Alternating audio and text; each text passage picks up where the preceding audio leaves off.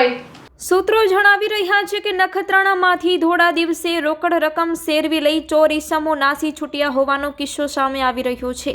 ત્યારે આ મામલે સૂત્રો દ્વારા મળતી વિગતો અનુસાર નખત્રાણાના ધોરી માર્ગની સાઈડમાં આવેલા આનંદનગર નાકા નજીક આવેલા શિવશક્તિ એન્ટરપ્રાઇઝ નામની પેઢીમાં ભર બપોરે આ બનાવ બન્યો હતો।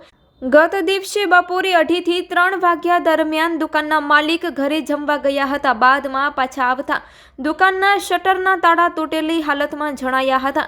આ ઉપરાંત શટર અડધું ખુલ્લી હાલતમાં જણાયું હતું। બાદમાં દુકાનમાં વધુ તપાસ કરતા કાઉન્ટરના ખાનામાં પડેલા ₹7,000 જેટલી રકમ ગાયબ જણાઈ હતી। દુકાનદારે ફરિયાદ નોંધાવવાનું ટાળ્યું હતું તેવું સૂત્રો જણાવી રહ્યા છે।